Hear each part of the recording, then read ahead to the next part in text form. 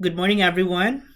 So today's lesson is going to be lesson 10.4 or solving radical equations.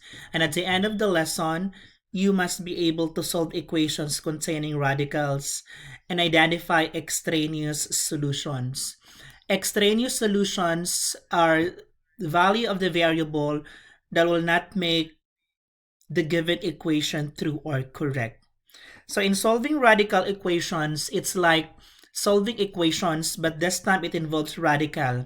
And we have to isolate the radical sign. Isolating the radical sign means we have to square both sides of the equation, the right side and the left side. So let's start with problem number 1. The square root of x plus 7 is going to be 16. So I have to isolate x, which means I have to subtract both sides by 7. So this is 0. Square root of x here, 16 minus 7 is 9.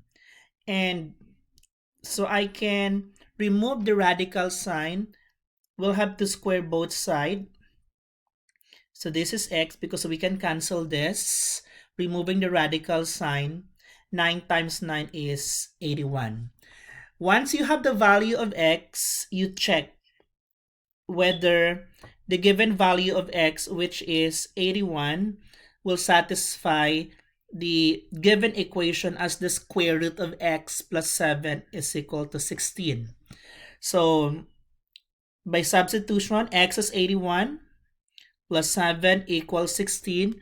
The square root of 81 is 9 plus 7 is equal to 16. 9 plus 7 is 16 equal to 16, which means the solution is 81 since it satisfies our given equation. Okay, now let's try problem number 2.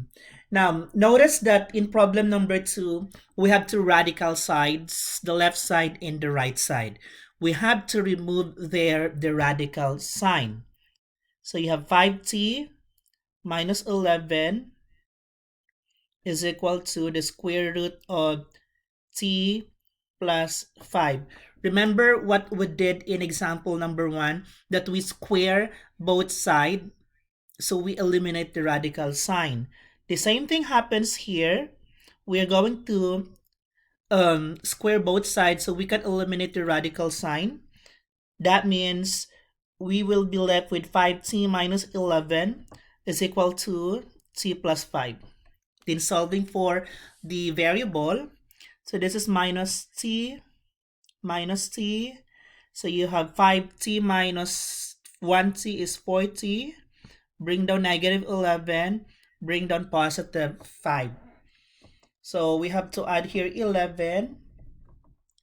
That means our 4t is 5 plus 11 is 16. Okay, so 4t is equal to 16, dividing both sides by 4, which means that our t is 16 divided by 4, that is equal to 4. Do not forget the checking. So checking is that when t is equal to 4, we have the square root of 5t minus 11 is equal to the square root of t plus 5. By substitution there, our t is 4 minus 11. So this is 4 plus 5. 5 plus 5 times 4, is 20. Minus 11 is equal to 4 plus 5 is 9. So 20 minus 11 is 9, which is equal to 9. The square root of 9 is 3, which means the solution is t is equal to 4.